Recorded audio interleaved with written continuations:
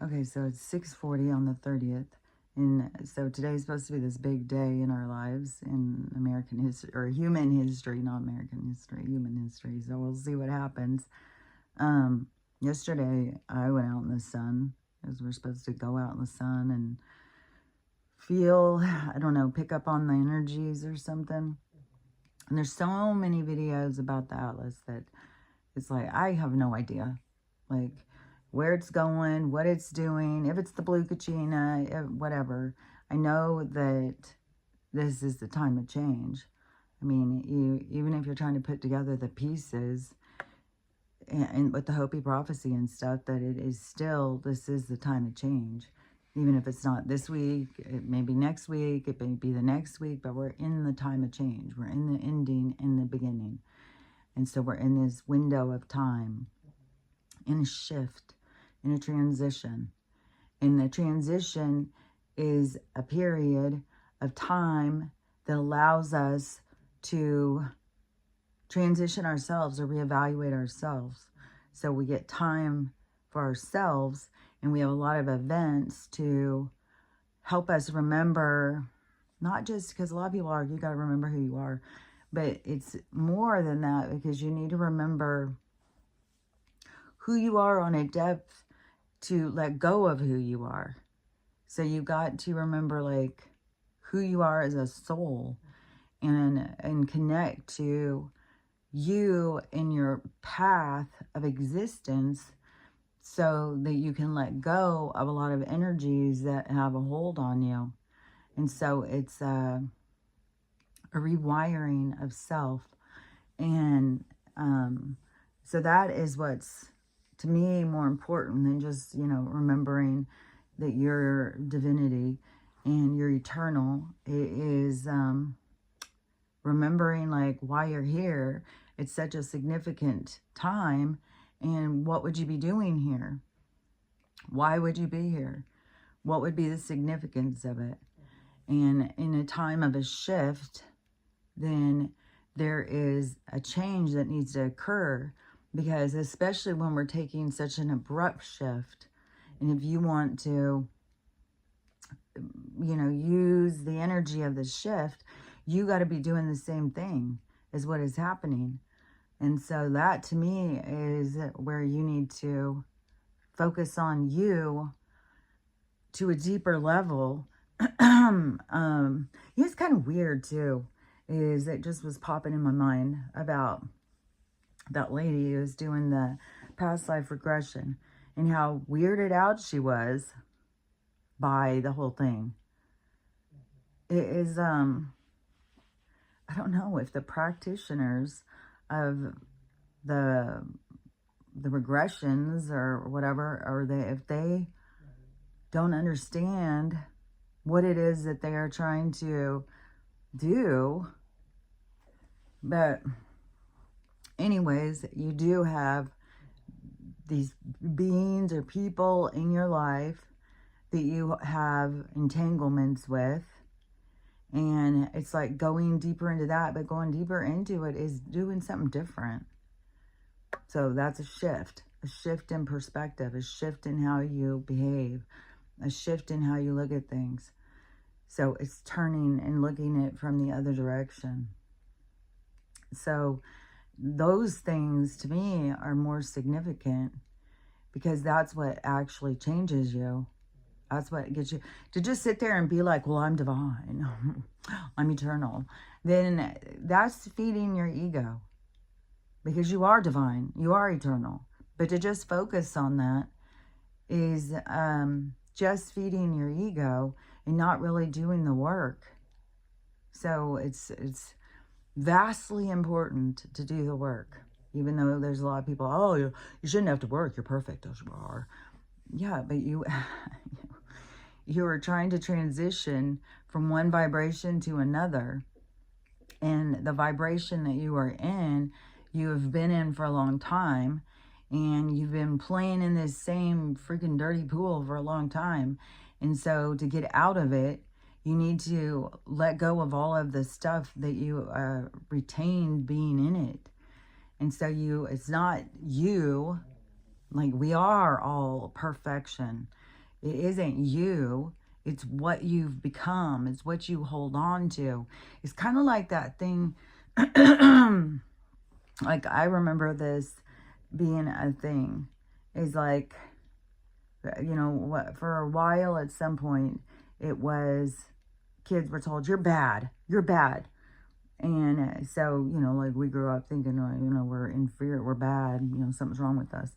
And then it switched into, you're not bad, but what you've done is bad. And so it's kind of like that. It's like that mentality. It's that way of looking at things. It's not you're bad, but you've done some bad things. You've allowed bad things to happen to you. Whatever it is, you hold on to resentment and anger, and you continue to paddle around in suffering and victimhood. So it is, oh, my thing still hurts so bad. So you have to, that's what you're trying to discard, this way of being, and getting more in touch with the perfection of self, you know, getting more in touch with the balancing, which, you know, when you look at it, is also not just, it also has to do with the forgiveness of yourself, you know, because you have done things that, you know, that you would be ashamed of or not happy with yourself. But you have to learn how to forgive yourself. And that's a big part of moving forward. And because that will hold you back. It can hold you back in a lot of different ways, but it can hold you back in anger, resentment, blaming others. So there's a lot to just letting go of all that and moving forward. And but recognizing, is like, you got to recognize these sides of yourself, but you don't have to stay stuck in the beat down, you know. You don't have to curb stomp yourself. You can move forward. And so that's the learning how to do that, which has a lot to do with forgiving yourself and forgiving others. Is when you realize, like, you are not doing these things on purpose because you're evil, then you could start realizing, well, other people didn't do stuff to me because they're evil. They have the same perspectives, like, on things as we each do. Like, it's like feeling like you're backed in a corner at times or something, and you're reactive. And so a lot of people, you know, throughout, especially this time on our existence, that there's a lot of emotional instability. People are not emotionally stable. And so they have not been there for themselves. Has not been like a successful thing. And so, and they're always looking for love outside of themselves, looking for acceptance outside of themselves. And so that's what the shift is, going inside. And that's why it has so much to do with learning to love yourself and stuff. But anyways, that to me is the focus. But it's kind of weird, you know, that a woman would be so weirded out, because our lives are so twisted up like that. We do have these players that come in and out of our lives and stuff, but they're there to teach us. They're there for us to learn. Just like whatever this girl needed to learn to let go of. And it could have been, you know, it could have been the first round was, you know, her being a little kid and him doing her in. And that was the start of the entanglement. It could have been it could be so many things, you know, but wherever it starts in this back and forth, it's like the soul gets caught up in the drama.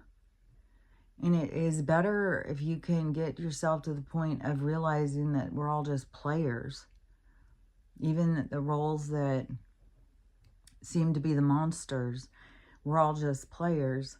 And So holding on to anger and resentment just will hold you back, because it's like you don't understand how the system works, or how it works in soul world or something, because we aren't the players that we play.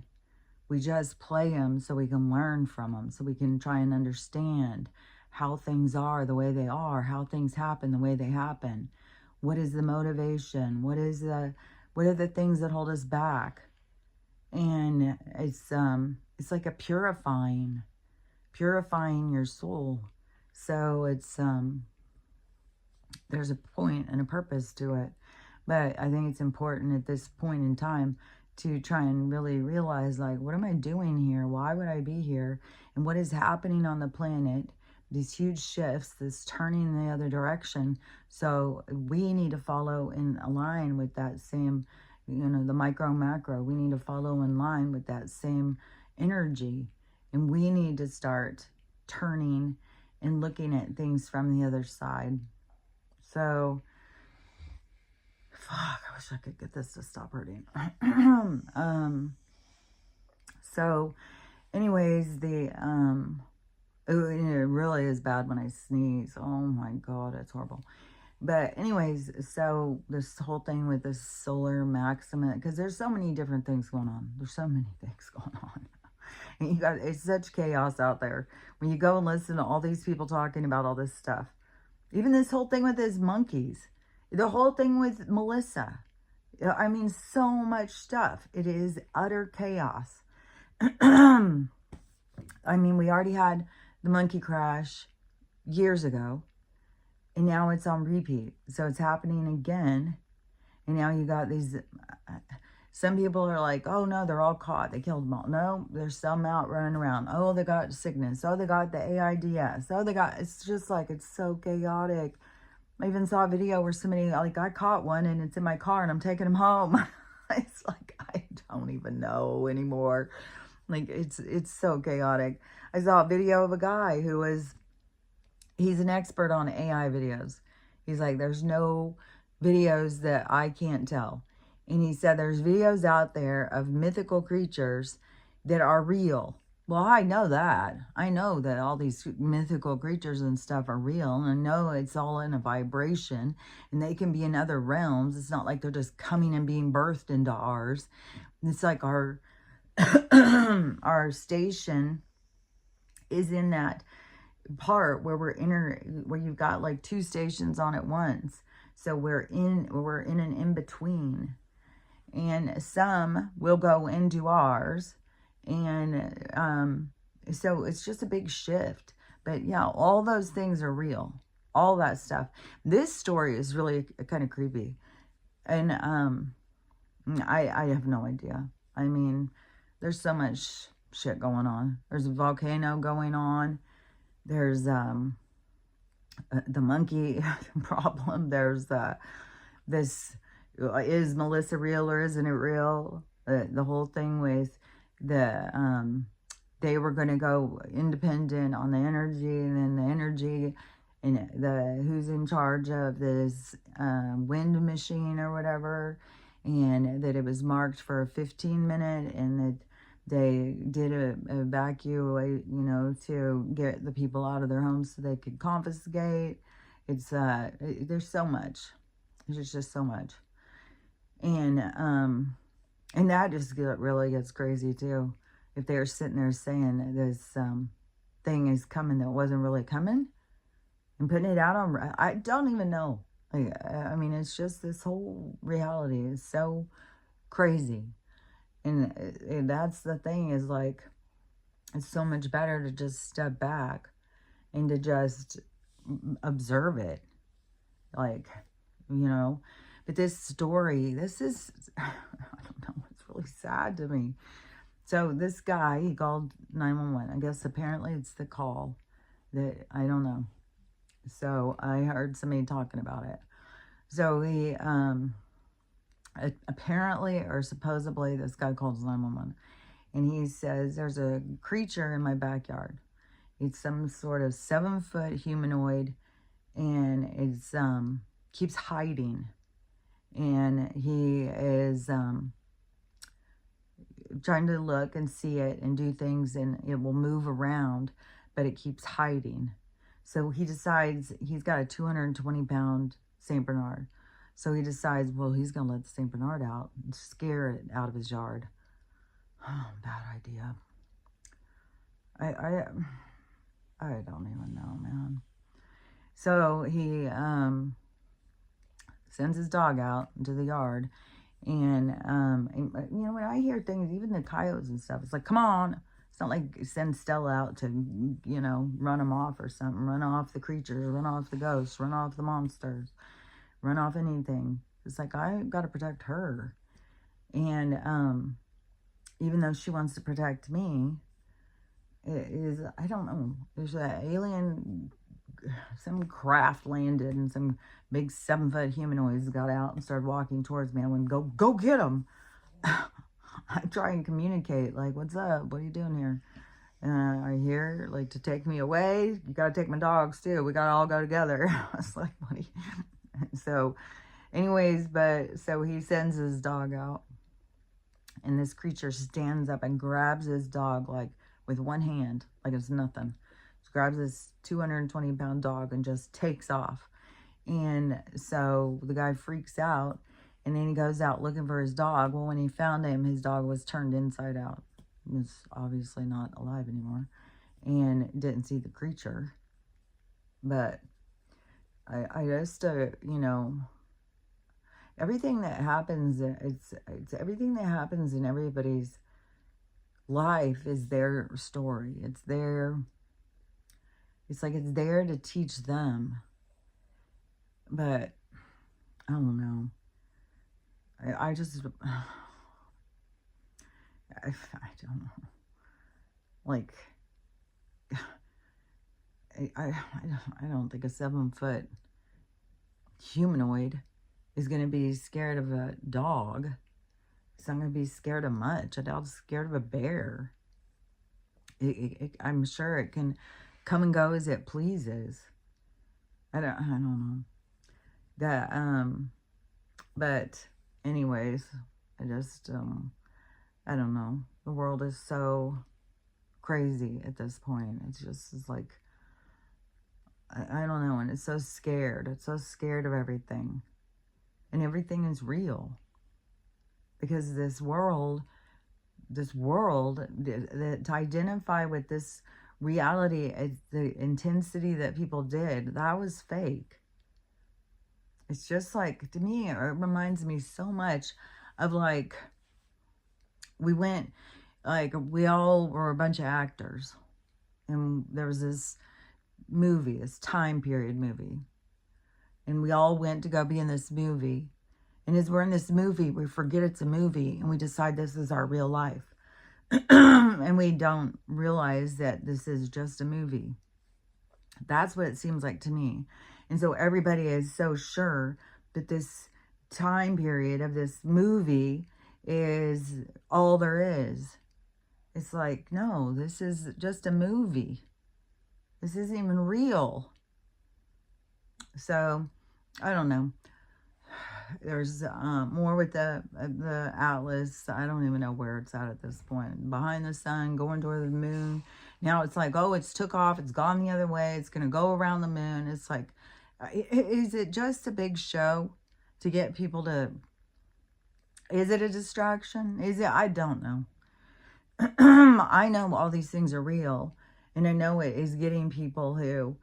or wouldn't think anything was real to start talking about things and start seeing, like, oh, maybe there's beings out there. You know, it's shifting how people look at things and talk about things. And that's what it seems like to be the most important thing. And the shift is the awakening thing. So the light, the comet, the blue kachink, whatever, is... it doesn't necessarily have to come land and make a move. It's just its mere existence is enough to make people think outside of the box. So, anyways, but this Solar Maximus thing, and this which is all of astrology is like, they're not even basing that on being out looking at the stars either. And the stars are even a part of the firmament, I swear to God. It's not even, the whole thing, everything is just a fucking nonsense or something. I don't know. Like, I totally believe that we are birthed at a certain time for our lesson. Like, there is like a mathematical quotient, like a what is that called? A quotient, a query,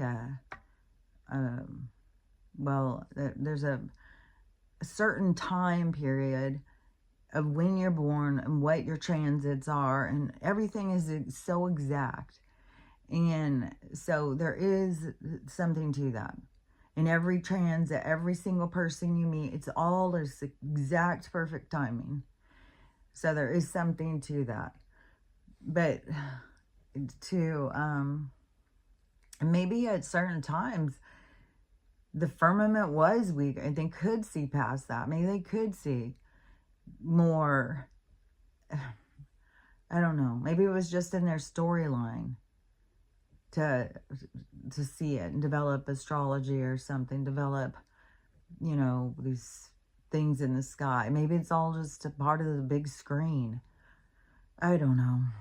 But anyways, I do know that everything is exact on the timing.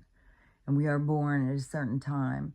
It has to do with what we're here to experience and who we're here to meet and everything. And everything is so precise. But I don't know. There's all these astrologers and all these different people trying to figure shit out. But but anyways, this solar maximus and this, all this stuff, it is supposedly the Schumann is gonna totally go off the chain today, which who knows, but I did go out in the sun yesterday and just stand there, and it was blaring hot, and the sky has been looking so weird. Everything has been looking so weird. It just looks weird. And it's hard to breathe. It's hard to believe like how long this is. Like, I don't know. It seems like it should heal faster. I don't know. I don't even understand what it's there to teach me or show me. It's like to keep me grounded in pain, to keep me present because I can float off. Oh my God, my dreams are insane. Oh my God, they are so insane. And it's like going to all these different places and interacting with all these different people. It's wild. And then you come out of it, it's like, oh my God, that was a dream? What? So weird. So, but there was, oh, yeah. Okay, so there's a whole bunch of stuff going on with the money thing. Lots of stuff. And so, which is also a big part of the change, because we're changing out of that system. And it was a system of enslavement. We're moving into a new one that is based on us being more free. Which I think a lot of people, you know, who are on the system, like food stamps and all that stuff, that it's like a safety blanket. It's like a comfort. It's like just jobs. Everything is, you know. Everybody thinks, oh, everything's fine. I got a job. Everything's fine. I've got food. We'll be able to eat. You know, like we're plugged in. It's like we're plugged into a certain power, but we're not. That power is gonna go dead, and we need to plug into a different one. So we're plugged into the wrong one, and it's pushing people out because that one is going to stop working. And you know, and everybody's on their own trajectory, in their own learning, in their own stuff. So but I know that that this isn't like freedom to be on their system like that. It's a trap. They have people trapped in that system. And so we're going more to true freedom. So it has to be unplugged. And it's, people are so dependent on these things because it gives them the safety.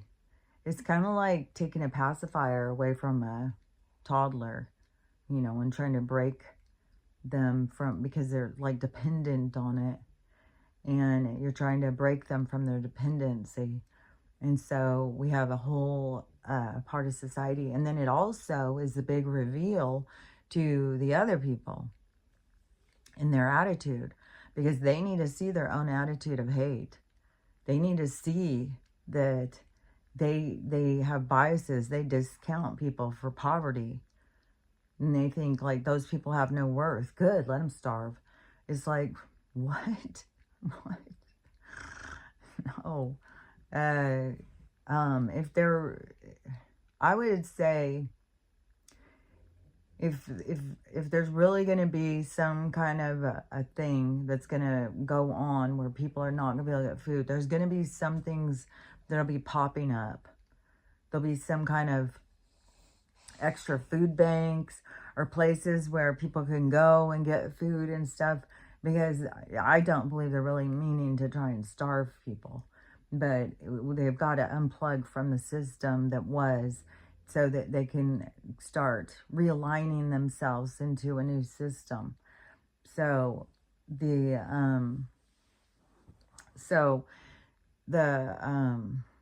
people who let me see, I was seeing something, but I got kind of lost. So the people who are dependent on the one system, they have to be pushed out so that they can get realigned. And a lot of it is to remember their own abilities. It's like that system sucks the life out of people. It sucks them into feeling inferior, into feeling like they can't manage. They need the government. And then this other side with these hateful people who were like, well, good, I need my tax money. Like, people have got to recognize their own hatefulness and their own biases. That's a big part of this expression of self. You got to recognize you're bitter, hateful. Like if you think there's people out there who are unworthy, then that's your biases, and you got to look at them, because that's not, well, you're going somewhere. You're probably not going where you want to go. I can tell you that. And you're probably going back to learn. And the thing is when you look down on people in judgment and you think, oh, those poor people, they suck. Guess what? Guess what you're going to come back as? You're going to come back as a poor person. Guaranteed. So that's the abilities of learning the perspective. When you are judgmental towards something, well, guess what? You're coming back to see what that's all about, so you can really understand, because you obviously don't care about somebody else, and you're putting up a shield of judgment against them. And so you got to go back in so that you can experience, so you can see for yourself how it occurs. And there's people here to, a lot of things are for people to overcome. But a lot of things are, going through other karmic things to get the full perspective. A lot of things are to learn to overcome, but to learn the experience. There's just a lot going on. And every soul is going through its own thing. But souls that are sitting there in judgment of others and thinking that someone has no worth, guaranteed the universe, that's an open door for you. So, and some of these people who think like, well, I'm rapturing up to heaven, and I need all my money while I'm here, and I don't care about poor people and stuff. which there's all these people pointing out the Bible stories and stuff, you know, what would Jesus do? And it's like, you're the follower of Jesus, and why don't you follow what he does? Like, why don't you invite him in for dinner and try and, you know, get some fish and some bread and some wine and invite him over? But no, it's a selfishness. It's a, you know, it's mine, it's mine. It's very childish. So anyways, there's people who carry that attitude, and if they can't break free from it and let it go, that will be their vibration. That they will go to, that will be where they go. They'll go to learn more about what their vibration holds, what it is where they're stuck. So, you know, we'll see as things play out. But yeah, I would definitely trying to overlook that kind of stuff and start being like, having a lot more empathy and compassion, and, you know, and having the understanding, like, how things happen. You know, people end up in certain positions, and, you know, it's for a lot of different reasons. And so you can go learn about them. You can go experience them for yourself, or you can just try and work on having compassion for others. So, but there was another thing I was going to say about that too. But anyways, so that's about the time of reflection too. Is it because you have all these opportunities to see yourself, but confirmation, are you too blind and to see yourself? Are you too caught up in your ego that you won't look at yourself? And so is this a missed opportunity? Which there is for a lot of people. Missing a lot of opportunities. They're just overlooking what they should look at. And they're just pointing fingers at everything that makes them mad and angry. But you need to be looking at yourself and your attitude and healing your bitterness and, you know, working towards compassion and empathy. So that whole thing with the system failure, the failure of the system, because it has to fail, because it was always going to fail, because it was always a part of controlling.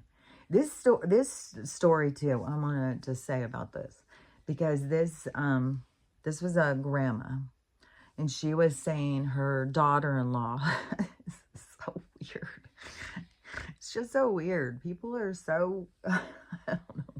I don't want to be judgmental. I don't want to end up coming back to explain, like, I need to go figure it out. I'll have empathy and compassion and see, you know, like this lady, she's got things in her own life, pain and suffering, that keeps her in feeling like she needs to control others.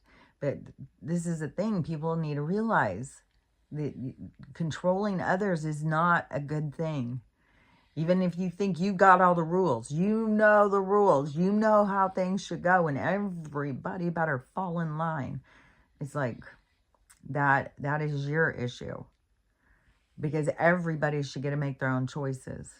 Because that's the only way to be pure. That's the only way to be authentic. Is for each of us to get to make our own choices. And then each of us get the opportunity to witness ourselves and to see the choices and consequences.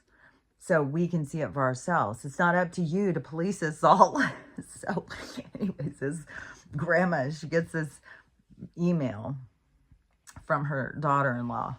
And she set out the rules for Thanksgiving. So Thanksgiving's coming up, and there's some rules here. I won't even be able to say them all. And then when I was listening to the rules, I was like, well, these are pretty good rules. You know, we should all be this way. We should all be considerate of one another and what we choose to talk about and stuff. But it's not for somebody else to decide for us. It's for us to come into that conclusion our own selves of what is something. But so one of them was, you're not allowed to say, oh, well, you've gotten big. that's body shaming. So when you haven't seen the kids, it's just natural. Oh my God, you've gotten so big. But anyways, I don't know. This lady was probably offended at some point when somebody said something, or maybe one of her kids is getting chunky and is really sensitive. I don't know. but she is, yeah, you're not allowed to say that.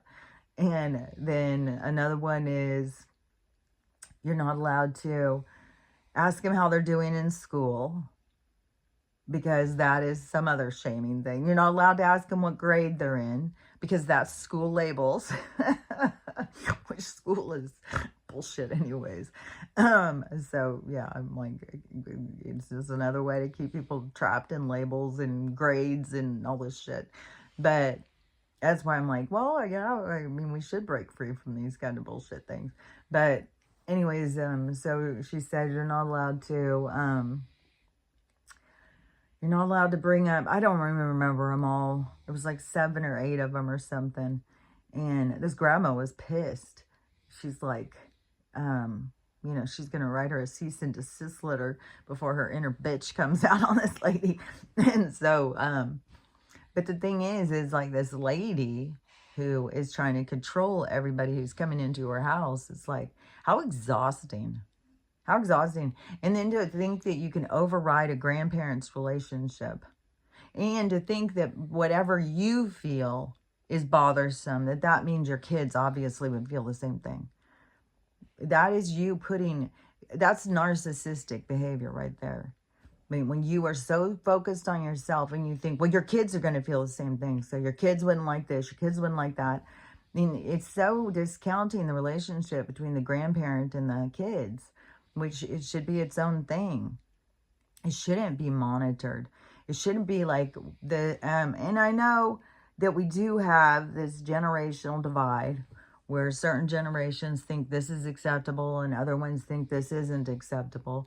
But we're all here to learn together. And it's not for one person to come over and police and say, well, this is my house and you aren't allowed to be you. You're not allowed to be yourself. You have to be someone different. You have to be an extension of me to come into my house and speak to my kids because they're an extension of me. And whatever bothers me bothers them. It's like, I mean, this lady has no idea, I don't think, how controlling she is and how negative that is and how that pushes people to not be their authentic self. That should be the goal. Oh, one of the things, too, you're not allowed to talk about politics, football, or weather. I guess because the weather machines. But you're not allowed any of these touchy subjects. So you're not allowed to talk about those either. And you're not allowed to talk about what the kids are doing. You're not allowed to talk about, you know, anything about what's going on with them. You know, it's just like, what are we all going to sit and do? Let's just sit across from the table. Yeah, this turkey was good. Oh, that was inconsiderate.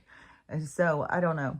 It's like, you're not being considered at the death on the table. Like, I don't know. The whole thing is just like so strange. But this is where people are becoming over the top.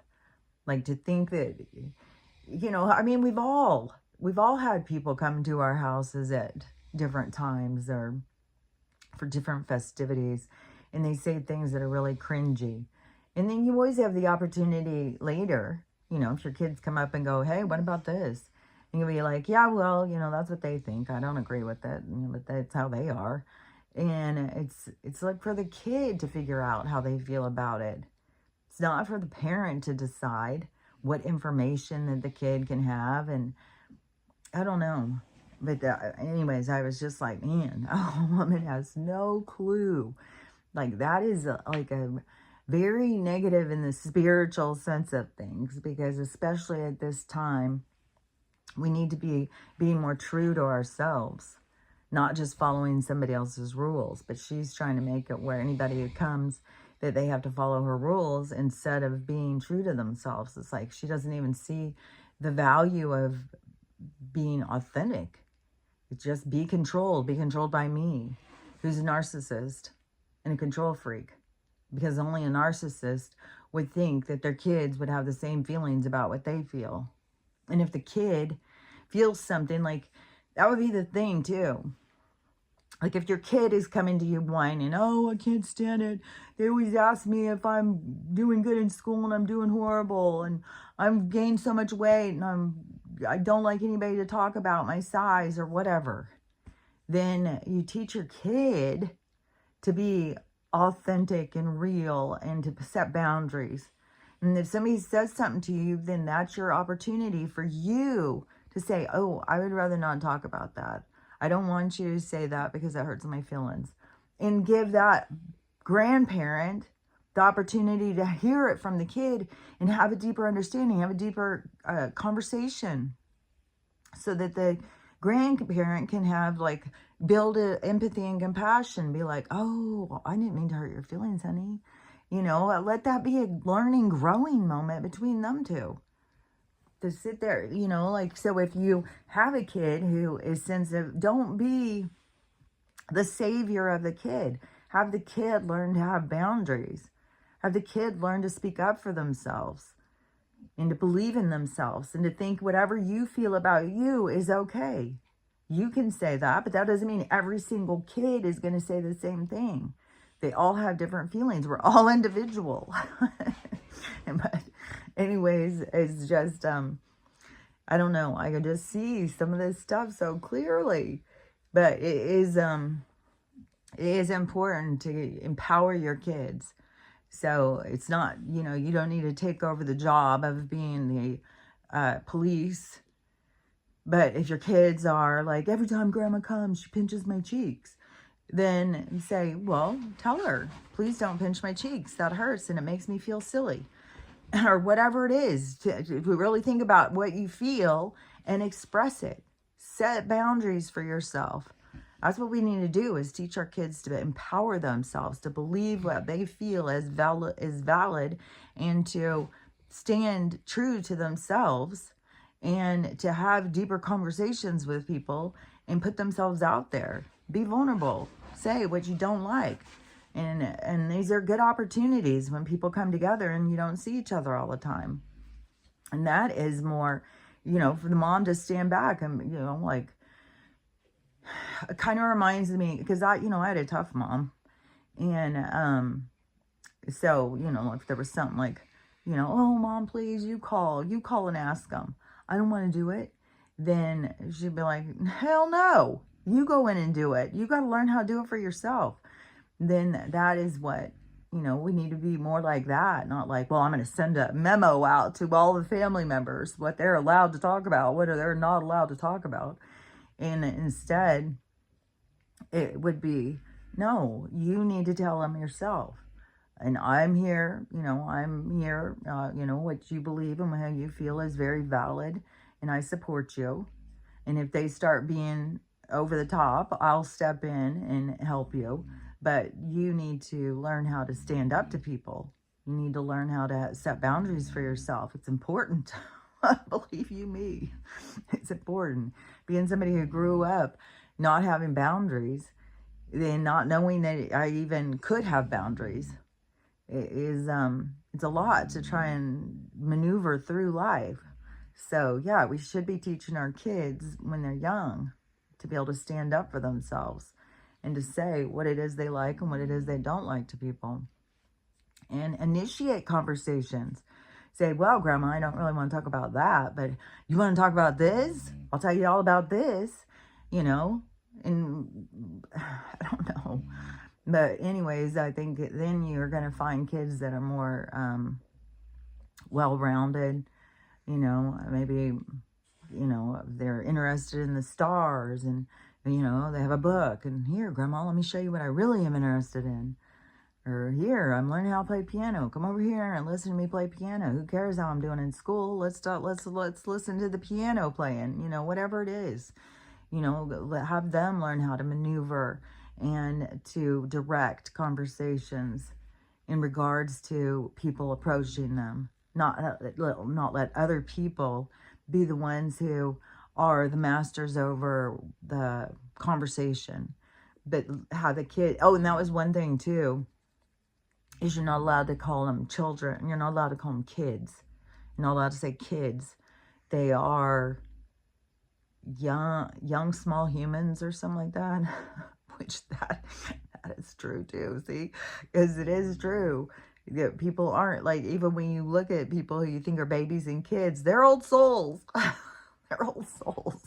And it's so funny too, because I see a lot of these people who are doing like videos of their babies and their toddlers and stuff, and they'll be doing something like an adult, because they are.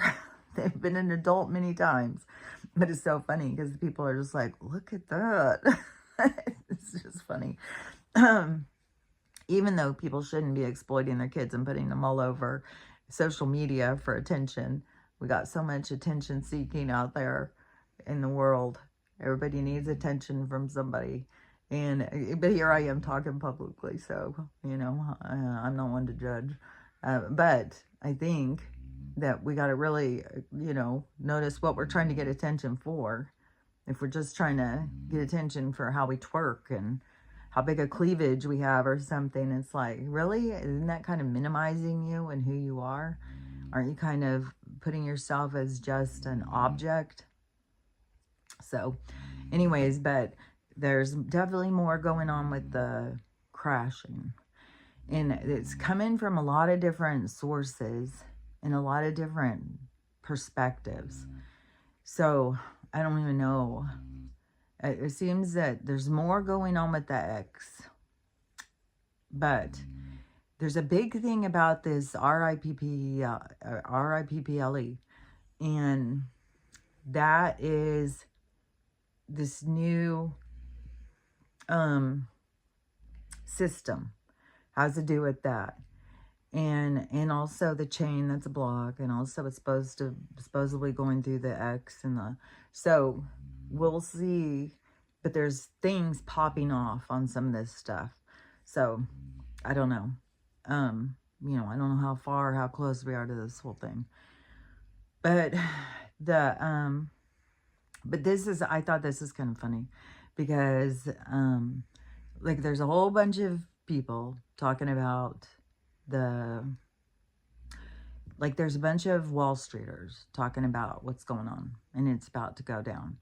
And then there's a bunch of people in the housing market. So, like people who are in like investing and loan officers and stuff like that.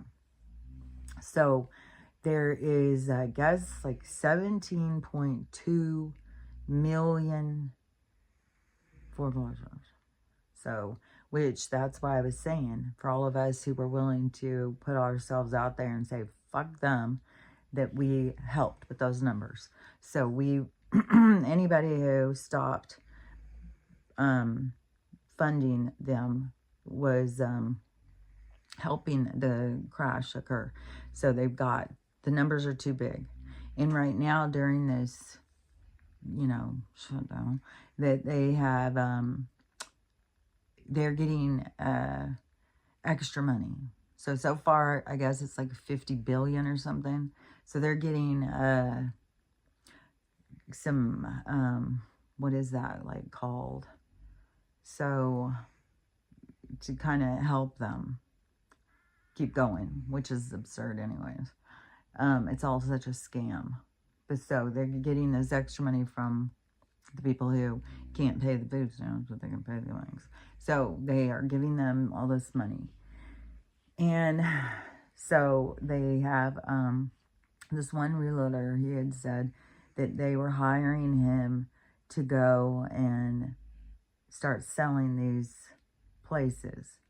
But that now a loan person said that they're changing the restrictions. So, and they're already making it harder. But now it's going to be, in order to be able to get a place, that you have to have all the money for putting down on it. And then you have to have all the closing costs and all whatever you need for moving. But on top of that, you have to have 2 payments ahead. So you have to be able to have enough money in the bank to have 2 payments ahead. And so if you have $3,500 house payment, which is crazy, and that's the one he pulled out, $3,500. So you'd have to have over $7,000, because then you have all these other added things. So you have to have a lot of money. A lot of money that, I mean, when people are losing their homes and stuff, where are they getting the money? And so So they are making it harder, which to me is the bank. It's like the snake eating its tail. It's like it's doing it to itself. It's not going back to help the people or lower things. And I guess there's a lot of people thinking that the interest rates are going to be lowered or something, but it's not, because it's going to, they're crashing it. The system is crashing because it is so built on corruption. And then when it's being exposed and stuff, you can see, like, so you're going to make it harder. You got 17 million, which you have all these people who don't have homes, and so you could be practically giving those away. In whatever, you could be reducing. I don't know. To me, it always reminds me of Jimmy Stewart. That in the one movie, what is it? I think it's the Christmas movie. And there's a problem with the bank. And so there's a run on the bank. And he starts like pulling money out of his own pocket. Here, do you need it? It might not be that Christmas movie. I don't remember. But so he starts like people are treated like they're human. Like they're just not a number. And so we've gotten away from us being human and important to the thing. Instead, it's just numbers, numbers, numbers. But that was always going, that shift was, it couldn't maintain itself because it's leaving us out. So you got all these empty houses and stuff, and then who's going to get them? You're going to think you're going to sell them for top dollar, and people need to have all this money in order to get them, when you could just be, I don't know. There's a lot of other ways that could be going to do it. And then these Wall Streeter people have been saying this stuff, because investing into mortgages, like, so a lot of investment around that. And so it's falling. And so that's going to be a big crash. And so, and a lot of the people who are talking about this stuff, they don't see that there's another one stepping in. They just see it as like, we're in big trouble. And to me, I see it as like, oh, good. That's like this system is eating itself out of its own corruption. And so it's dissolving itself. And then we're going to have the other one that's going to step in, that is really going to be more on our side. So it's going to be more for the people, whereas this one is just for the numbers because it's corporate. And so, but it seems to me that it is crashing itself. But then you have these different people. Oh, Donald's doing this. And also, I guess there's, besides getting the kickbacks from this closure, is besides the banks getting so much, there's also, of course, the big players. Joe from the grave, he's getting $7.79 billion or something. Come on, he's getting a big old hefty thing. So is Hillary, so is Barack. They're all getting these big hefty payouts from this thing, this, the shut that's going on, and so that it's all going down. But all of these certain people are getting all these kickbacks and payoffs and shit like that. So it's just a lot of exposing all of the corruption around the whole system. But the system seems to me that it's out of its own corruption is destroying itself. It's not like Donald's doing it. He's just not doing anything to save it, because it's like, why? Why would you try and save something like this to keep us trapped in this system? Like, they will just make things where it's like that they make it to where there's only certain people that can get ahead. And those people are wore out. They're tired. They're working too hard. They're losing themselves. And they're frustrated. So it's all just keeps falling apart. And then the people who have given up a long time ago, the system has just stuck a pacifier in their mouth and just controls them. and then blames them for all the problems to the other people who are bitter and angry. And they don't want to say, yeah, well, we misspend the money. No, they got to blame it on the poor. They got to blame it on this guy over here. Oh, it's them. That's the problem. And it's like, no, it's you motherfuckers. And I saw somebody talking about now, well, it's probably always been. I mean, when I heard that they've been sending our tax money over to the crown for this whole time, like we never won any kind of fucking Tea Party bullshit. The money, we've always been taxed, and it's always gone back to the same people who've came over here fighting for it to begin with. And not only that, now we are going to be paying for all the real soldiers over there in the Blue Star. That's weird too. Yeah, the Blue Star. When we see through that, that's weird, because there's a lot of like metaphors and stuff, but that is weird because it is a blue star. But when that star, that's now our money that we're making. This guy who was talking is like $7.25 an hour, and there is send my money over there for the retirement. He was like pissed, man. And so it's like they keep taking all of our money. And that's another thing too that's weird, is the Jamaican government leader or whatever he is. I don't know if it's a prime minister or whatever, which fucking Trudeau is now dating Katy Perry. This world is just so fucking weird. Oh, it is so fucking weird. Besides the fact, I thought she was still with what's his name, Bloom or whoever, because they just had a kid. But nope, she's moved on. She's dating Trudeau. It's like, but you know, I mean, she made herself clear that I don't even know if it's I doubt it's the original. I doubt it's the original person. Which there's another person who's shown up. Oh yeah, the girl from Clueless. I can't remember her name. She's come back out. She's just like a totally different person. All these people show up and they do not look like the originals. It's the weirdest thing. They just pull them out. Oh, which there's a whole thing the other day I saw. So this guy, he was the one who did the whole thing on Jim Carrey and being Joe.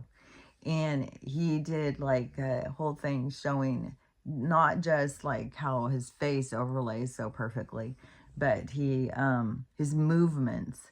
So he would show him, you know, how Jim moves and how he walks and how his arms move and how he turns his head, like everything like that.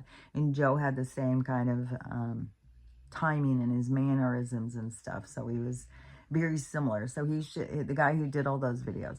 So he does a lot of those, but he doesn't just go on to the ones like, because there's got a whole group of people who just do all of like, that's a man, that's a woman, that's not those people. So he's not, I don't see him doing those so much, but he does do a lot of ones about celebrities and stuff. But so the one with Bradley Cooper, because everybody's been talking about Bradley Cooper and how the hell does he show up looking so weird? Like he looks so different. And so he was taking his face and lining it up, and they don't line up. You put the mouth next to it, then the eyes are somewhere, like nothing lines up on that guy's face. And he's saying, that's no way is it the same guy. I don't care how much surgery you do on his face. It's not the same guy. So he's saying that guy who showed up saying he was Bradley isn't Bradley at all. And then he also, this one is kind of interesting because he put over Brad Pitt and Benicio, what is that guy's name? But he's supposedly a Spanish actor, I think. And I can't think of his name now, though. But anyways, that you put them over, they are exact. Everything is exact on their faces. And he's saying that it's the same person.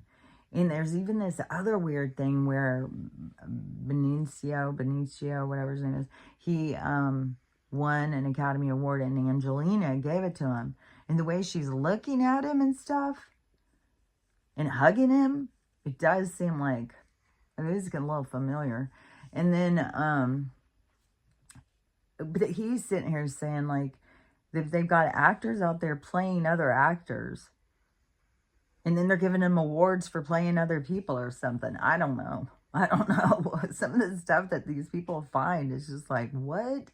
I would never even think about putting, let's put this face over this face and let's see where they line up.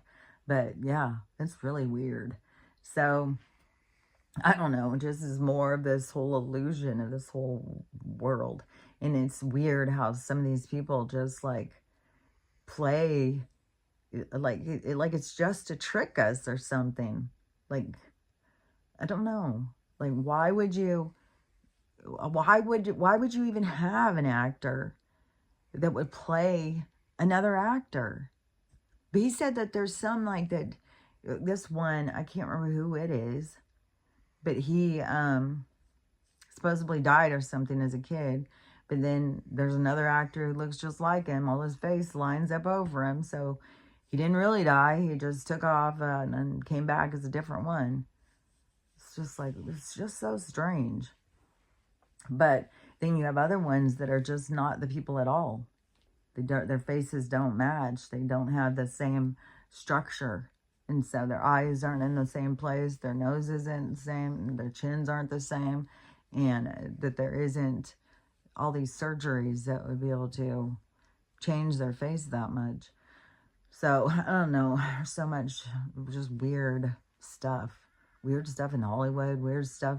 This whole place is just such a weird illusion. I mean, it's so strange. All these different weird things playing out and all these different things being exposed all the time. Oh, and also, as all this is crashing, then there's a whole bunch of activity going on over by the West Coast. So there's the earthquake or volcano or something that's outside of Portland in the ocean. There's a whole bunch of activity. There's been a whole bunch of little earthquakes. Then we got this big volcano that happened. So all those things ricochet underneath. So it seems still we're right on the edge of something going down over there, which one of the videos I saw that was looking into all that stuff said over by Mount Rainier there had been like 100 earthquakes last month. So whatever's going to go down is, I mean, the stuff is going to go down. Who knows how it all goes together. That's one of the things is like where we get to the point where we look back and we see how it all fit together. Trying to see how it all fits together looking ahead when you don't know what's about to happen and what's about to go down. And there's just so much going. There's so many balls up in the air. It's like, geez, could be this, could be that. But, yeah, it is kind of weird, though. The blue star. And there's so much about the blue star that's going on. And that doesn't necessarily mean it's about the comet. Because that could just be a whole thing to really get the conversation to be about, yeah, there's other beings out there. Because if they didn't kind of had a slow open on that and start trying to get people to wrap their heads around that, that could be, you know, like War of the Worlds, the people would freak out. And there still is a thing that's saying that the government has said when this full disclosure occurs, whatever's going to go down to fully get us to see, that 8% of the people are going to do themselves in immediately. It's just going to be too much. Which I know there's going to be a mass amount of that. But I think it's, even if there's a bunch that are going to do it, then it's going to continue. There's going to be a lot of people who are going to take themselves out. Because what they're faced with. Because in a world that seems fake, where you can just focus on fake shit. But when you have to really feel, when you really have to see yourself just like these people who need to see their own bitterness and their own hatefulness towards the poor and towards the homeless and towards people on drugs, and, you know, to not have any empathy or compassion for what people go through, then when they have to see that part of themselves, it's going to be a lot. you know, but people have to see themselves in a deeper perspective, and it's going to be a lot. It's going to be more than a lot of people can handle, more than their psyche can take on, because when they're just are living this fake, it's such a fake life, a fake world, and there's more and more stuff every day too being exposed in the underbelly of the church. So it's just everything that is in the underbelly is just like the animal rolling over and seeing everything that people don't want to see. And it's coming, and it keeps coming. And then a lot of people want to blame Donald. They just keep going off on this list. I swear to God. Congress guy or whatever. That's all he could say. Well, how many times is, when he's questioning Cash, how many times was his name on the list? How many times have you said? It's like, dude, you act like this is the only guy that's ever been around this guy, which there's a whole thing about. If he was buddy with him and he's going over to this island all the time, then why are all these girls that were over there saying, "Oh, he didn't ever do anything"? And why was he banned from Mar-a-Lago? Like, because from what Donald has said is that once he saw he was like making moves on little girls, he told him, "Get the fuck out of here. You're not allowed here." And then when there was investigation going, he went in. Is like a form, you know, he went in to tell everything that he knew. So that doesn't mean that they weren't at the same parties. Jeffrey tried to be at all of the parties where there was rich people. That was his job. He was like undercover for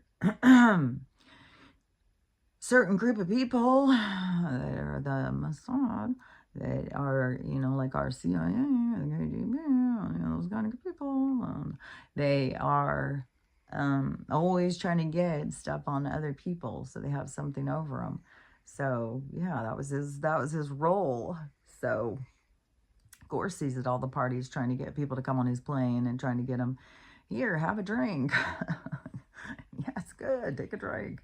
We're going over to, you know. So, and then when they couldn't even get some people to do things, they would just knock them out with some kind of drink, and then put them in situations where it looked like something was going on and get a lot of pictures of it, and then hold it up, you know, and the people were like on a date raid thing. When people come out of it, they don't know what happened. So you could be given something like that. You're conked out asleep. Then they come and put, you know, this young person or a couple of kids, whatever it is that they're trying to get on you, and put them in pictures, and then come out and say, oh, look what you did. And we've got it all on film. And then the person's like, oh my God, what did I do? Like, so they've got a hold of them because they don't want to be exposed for their perversion or whatever, when it was all a setup anyways, and nothing really even happened. So, but anyways, there's, I don't know, there's just a lot of stuff. There's like everything, because there was fucking pervs who were just like, oh hell yeah, I'll do that. But I don't think Donald was one of them, even though for years I did think that he was. But it's so absurd when you see him just keep focusing on that, then it's just like, oh my God, there's so many fucking pervs out there. Fucking, you give them late night TV shows. It's like, fuck.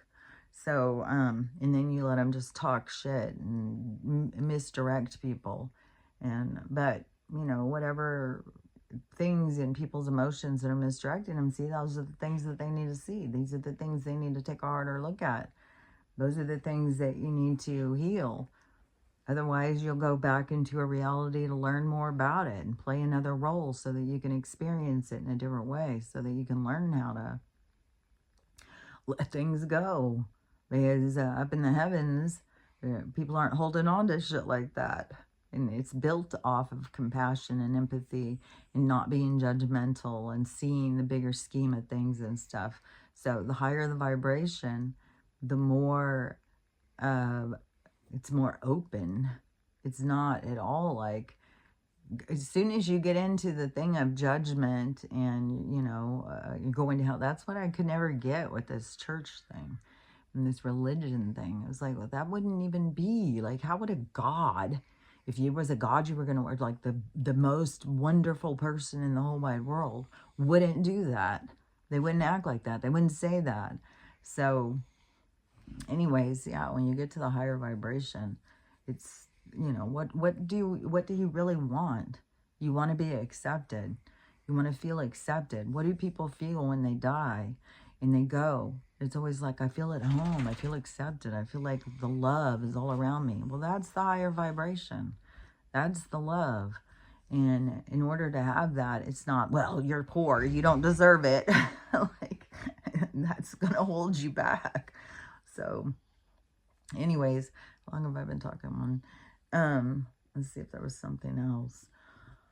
If there was anything else, I don't think so. We'll see what this day brings us.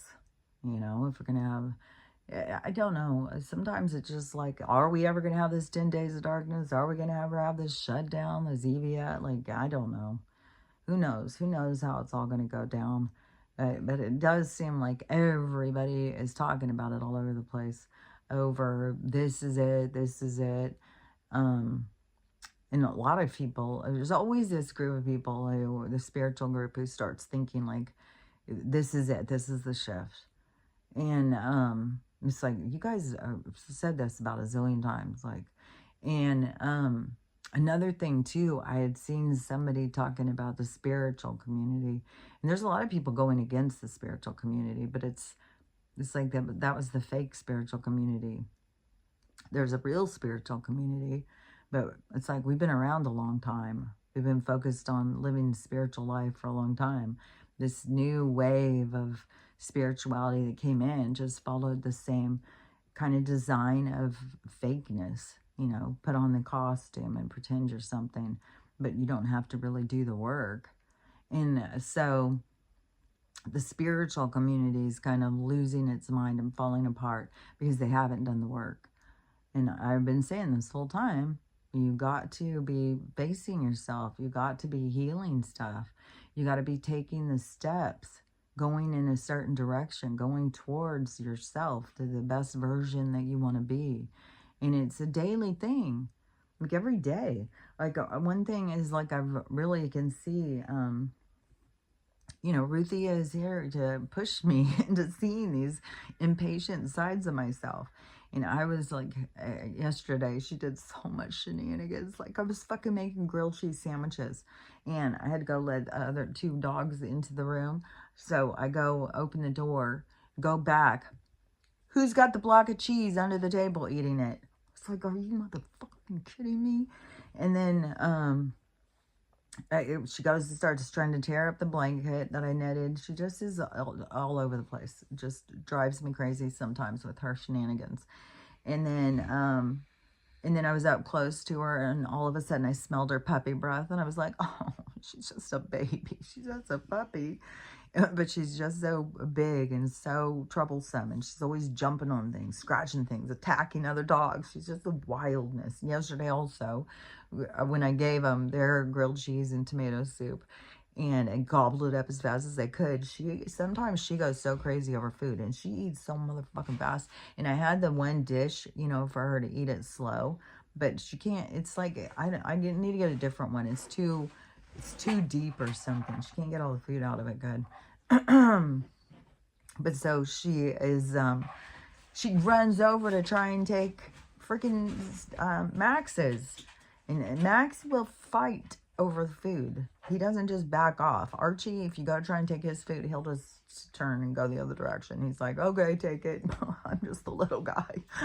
Everybody takes shit from me. But Max, he's like, fuck no. I will fucking kill you. And so it turns into this battle. And then Max also gets sick of them because Archie and Ruthie will play and play and play because they're the youngest. So they will go insane with their playing and constantly have to put them out to go play. It's like, you're too fucking wild and rowdy, and they want to jump. Right when I say that, still slams into this. Right, jump right on top of me to play. Like, we're going to play right on top of you. It's like, no, you're not.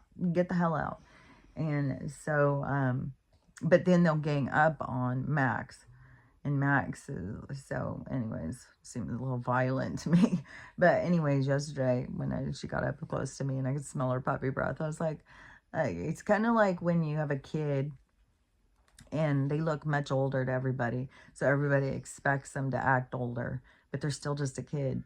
And so, yeah, so I got to keep putting it in perspective. She's just a baby. Even though she came in giant size, she's just a baby. And trying to learn to have more patience and not so just frustrated and bitchy. I swear to God, I fucking yell so much. I feel like, God, I'm a monster. I'm an impatient monster. I don't like that side of myself.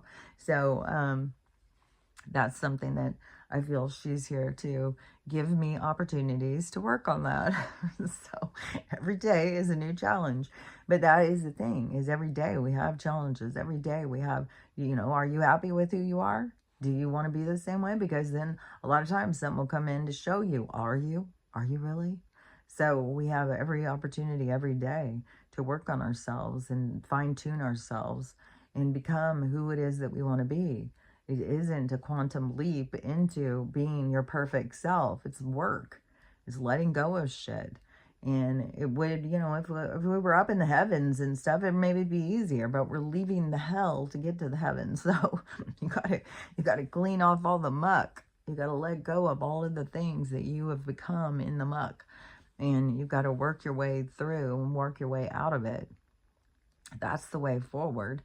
It is work, It's work. I don't know how else to say it. But it's the work that we should be working on. We shouldn't have to go spend 40 hours a week working here and running around to all these meetings and doing all this stuff. We should be able to work on ourselves. That's what we're here to do. We're here to experience and work on ourselves. But they want to keep us distracted, because as long as we're distracted, we stay in the muck and we stay in their vibration and we give them life. Because they need us to have life. Because just as we need the dark to understand ourselves, they need the light to have something to do. So, the dark and the light have to work together, but in order to get yourself out of the dark, you need to do some work on yourself. So, and that's what this whole time period is about. This whole transitional period is about, is you cleaning all the muck off, cleaning yourself, shining yourself up, preparing for what's to come. And, but a lot of people aren't, and they're going to go right where they're supposed to go. And we sit and laugh about it, but it's kind of judgmental. It is kind of absurd and ironic, because the things that you are putting out there is where you're going. What you put out comes back to you. So anyways, but that's something that we all need to work on too. You gotta consider what you're putting out. What are you putting out? Are you putting out hate? Are you putting out division?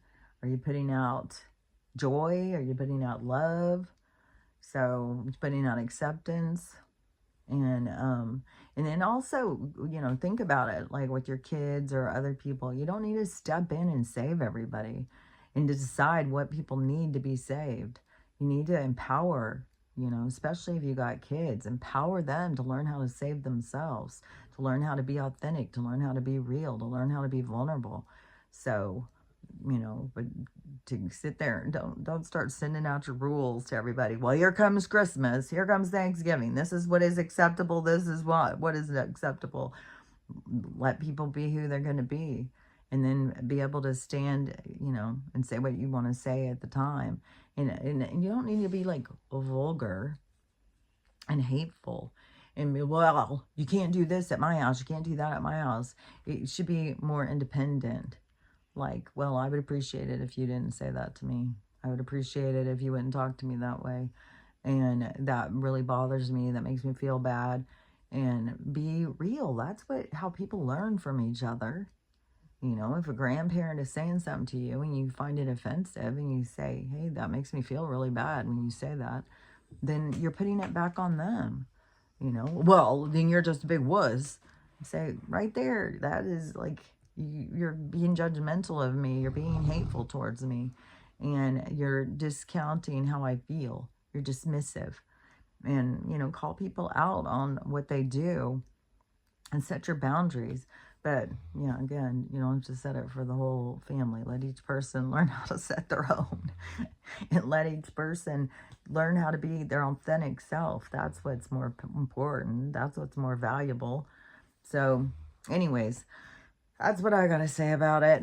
So we'll see what this day brings. If we're going to shift our vibration and Schumann, it's going to cause more earthquakes. I mean, anything can happen. Like the West Coast can be friggin' disaster today. And I don't even know if the disaster really happened in Jamaica. I don't know. Oh, because that leader, he went over to the Real and he was in there kissing the fucking prayer wall or something. It was like, what? Yep. I don't know. The Real has got a real hold on a lot of leaders. So I say it goes back to the Z's and the Vamps. They're like this. they're in cahoots to control the world. So anyways, it's all weird and it's all shenanigans, but to just witness it and not get too caught up in the bullshit and the drama, and trust that things are changing. This is the time of change. We're not going to be stuck. We're not going to be trapped in this. I mean, some people will trap themselves, kind of, because they'll go back to the same kind of things. But like I said, it's not like they're going to remember. There could be a feeling inside of them that there's better. I know there's better, but it's the veil that goes back over you so that you can really focus on what it is that you're there to focus on. And, you know, we're here to learn. That's what we're doing here. That's why we come, just to learn, to understand ourselves, to become ourselves. So anyways, we'll see. We'll see how this day goes. We'll see how this weekend goes. Somebody else is talking about this weekend. This is the big crash. This is it. So we'll see. We'll see how it goes. I don't know. I swear to God, it's been being prepared for years now. Be prepared. Have food, have water, have flashlights. It's like, it's been going for so long. But it still is the thing, because we still don't know. Is the power going to go out? Is this going to happen? Is that going to happen? Who knows? We don't know. But when things do happen, don't turn into a ball of mush. Don't fall apart. Just know, like, oh, it's happening. Now it's happening. Now we're closer. We're closer to what's going to, you know, what the outcome is. And so, you know, and the better that you can feel going into it, the more, you know, hopefully, because I know everybody wants to go to the best place. Everybody wants to go to the age of Aquarius. Everybody wants to be at the place of love and acceptance and stuff. But you got to be able to give what you want. You got to be able to put it out in order to receive. So that's what you need to work on. So anyways, we'll see. We'll see what happens. So until then, I'm telling you, just work on yourself. Learn how to love yourself. Don't put it out on everybody else. Put it into you. Find the love for you inside of you. And so learning how to love yourself, learning how to let things go, learning how to not be judgmental towards yourself, not be hateful towards yourself, not beat yourself down, because it's easy to do. It's like we've been trained our whole lives to do it. So it's learning something new, learning to appreciate yourself, learning to change the things you don't like about yourself, and learning to love yourself, learn how to love everybody else, and learn how to have the day you want to have, because it's all by where you focus. So anyways, but we'll see what this day brings, and we'll talk about it tomorrow. So I'll talk to you later. Bye.